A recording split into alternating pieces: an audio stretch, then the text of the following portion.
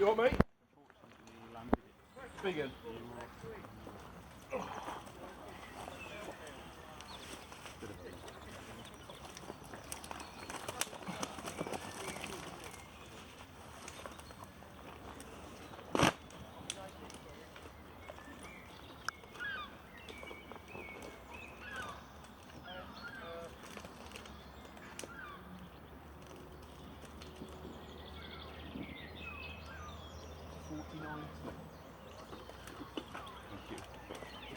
Cheers, mate.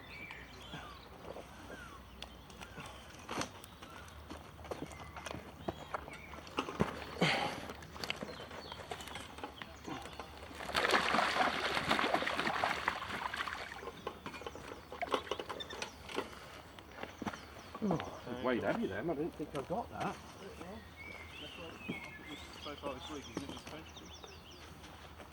Yeah, I caught on the meat. Right, pointing that way. Yeah. You haven't fed down to this moon, you can't reach it, can you? Sorry? Got to run a wet net and something slow. Yeah, I can't reach it now.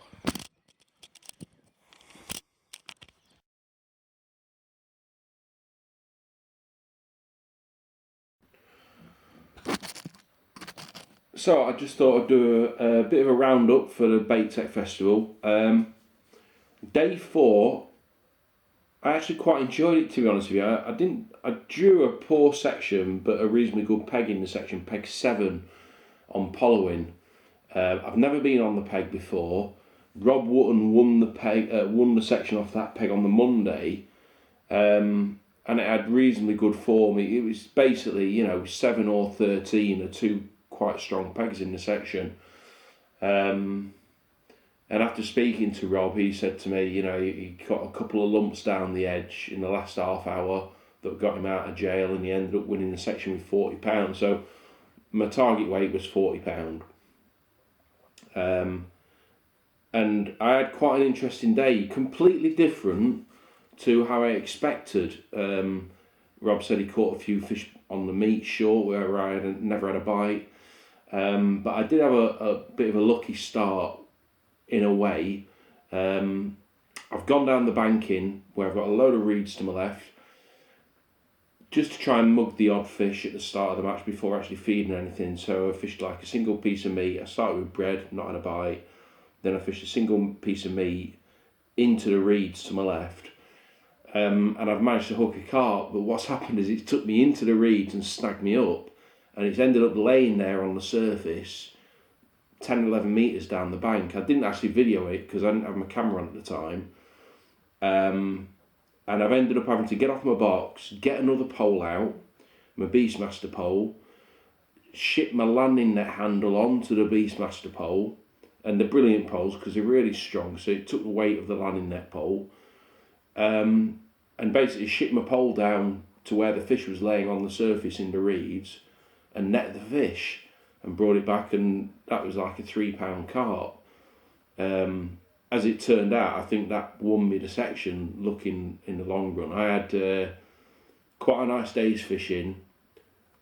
I caught mainly on the meat to my right towards the open water. I've gone through the process. I've fed meat short. I've fed a chop worm line with ground bait to my left towards the gap, towards peg 6 in the bait to my left. And then I've kindercut meat at 14 and 16 metres to my right. And that was a last resort. And as it happens, I've caught nearly all my fish on that line. I've had one decent carp, that small carp down the edge, and the rest have been skimmers. And I've had a lovely day's fishing. I've just fished on the deck, a 4x16 rig, just kindercupping 6mm cubes all day. And I've ended up picking my catapult up in the last 2 hours, and I've ended up catching on the drop. And I've really enjoyed it, to be honest with you. I've ended up with £49, which has won the section, and £45 was second in the section off peg 13. So, like what I said, I think that carp that I got down the edge, it'd have been extremely close if I wouldn't have got that out. So I didn't video the last day, simply because it was raining, and the footage on the camera when it rains is pretty poor. Simply because it's just masking the lens. And I drew. It was 20 out in Trelawney on the last day, and I drew 20 out in Trelawney, which is not a bad section, quite a fair section. However, 22 and 23 in Trelawney in this particular festival have been producing consistent section points. So I was up against it. Going into the last day, I was in joint first position in the festival with Andy Geldart, and he was £60 ahead. So how I looked at it was, I needed to win my section, and I needed to catch £120 if I wanted to win the section. If I wanted to win the festival, obviously to better my chances of winning the festival, because I knew Andy was on 34 on Pollowin, which is a reasonably good peg in the section. And I thought, well, he might get 40 to £50 of everything, skimmers and carp. And I've gone through the process. I've fished meat short on Trelawney, bomb and meat up to the islands, bomb and bread, meat down the middle, and then 6mm meat down the edge.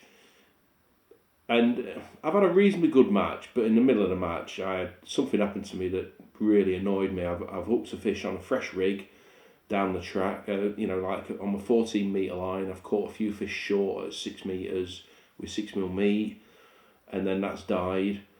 And I've then gone to 14 metres and kindercut some meat out, hooked a massive carp on a fresh rig, fresh up length, and I'm just playing it underneath my feet.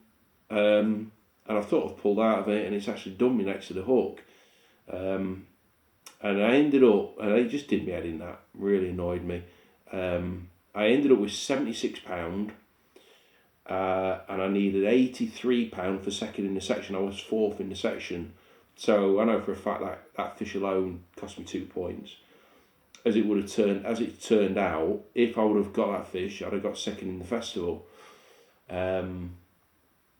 On the day, Andy Geldart won the section, and he won the festival, and he's fished a brilliant week, fantastic angler. He deserved to win it. I didn't deserve to win it, and that's why I didn't win it. I made a mistake on Belingi on Wednesday, not fishing short instead of down the edge, and just that bit of bad luck on Friday, really, with that big fish. But the level of angling is so good, little mistakes like that cost you, and that definitely cost me. So as it turned out, I ended up ninth overall in the festival, and as I say, 2 points cost me second in the festival because there were so many tied on the same points. In my rotation, I tied with Des Ship, and he beat me on count back. He was 8th in the festival. And he won the last day on Friday with £157 off peg 10 on Trelawney. So, I ended up having a good week, Des. So, but nevertheless, I had a cracking week, great week with Ginger and Rob and Paul Christie in the lodge. And, can't wait to get back down there again.